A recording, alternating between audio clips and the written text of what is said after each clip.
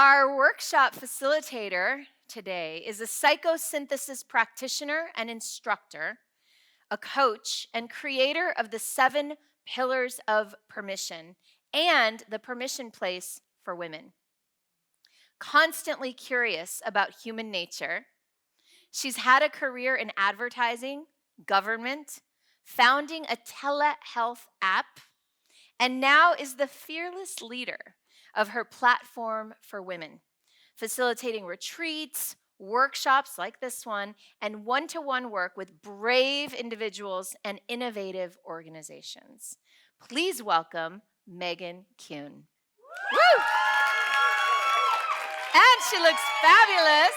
Look at that. Love it. Welcome, sister. Thank you.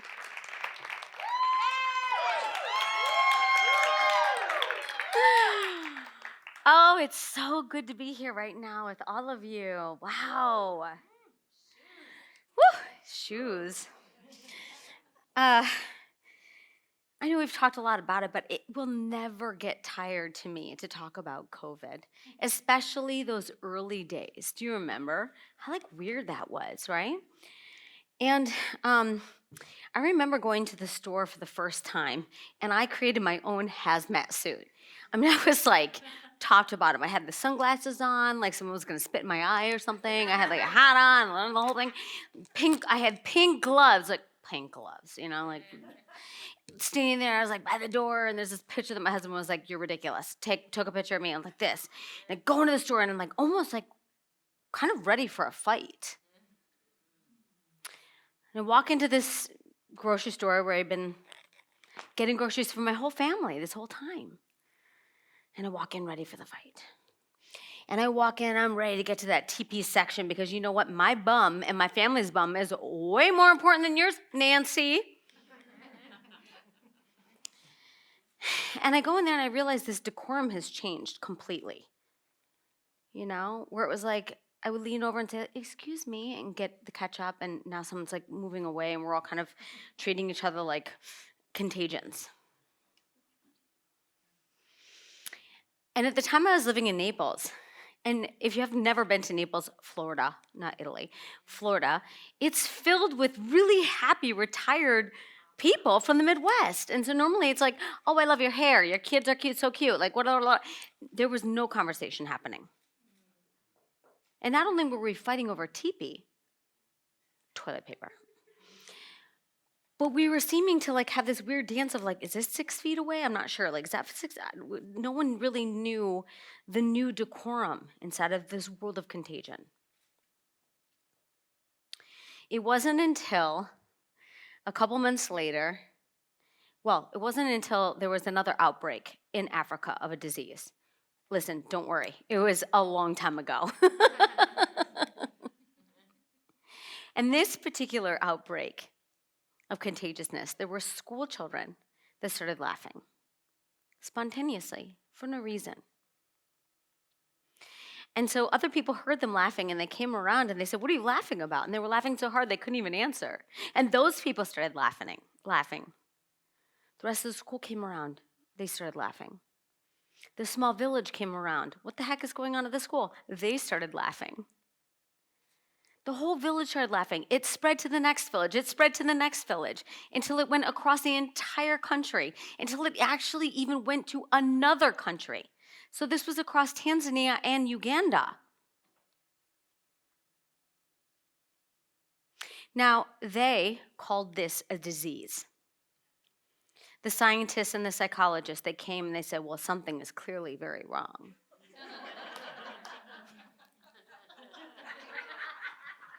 They took blood samples. They sent them to Europe. Do you know what they found? It was both an epidemic and something called an NAD.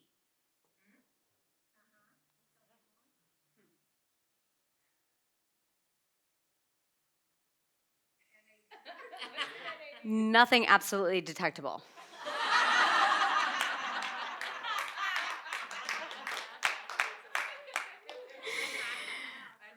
So just like how society felt in those early COVID days, and maybe now, and also the laughter of this of this school and these countries, it reminded me of in nature seeing this. Sometimes we can see a flock of birds where they start to move in unison, right? It's called a murmuration. And what we know about it, what our favorite scientists tell us about the murmurations, is that there is a communication that occurs somewhere within the flock. And it's vital information about safety or where food may be.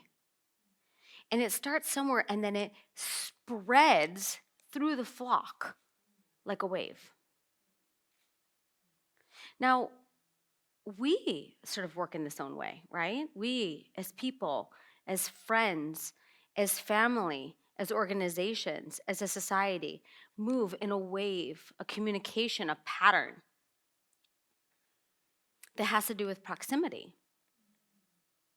COVID reminded us of the power of proximity and what is possible within 6 feet of one another. I missed those glances standing in the grocery store, like, hi, how are you? How's your day? I missed that, the power of proximity. So it made me wonder, we're always spreading something. What are you spreading?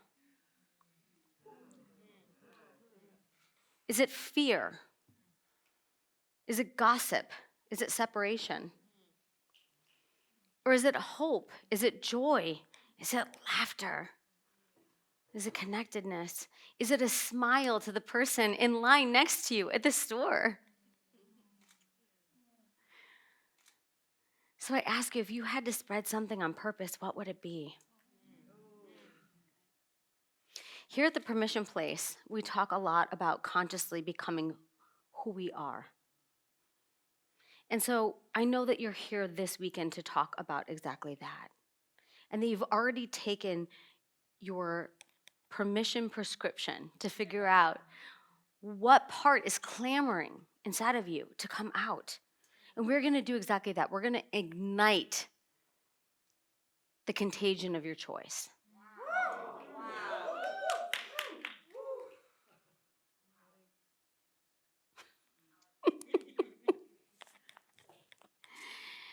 But first, I want to thank you.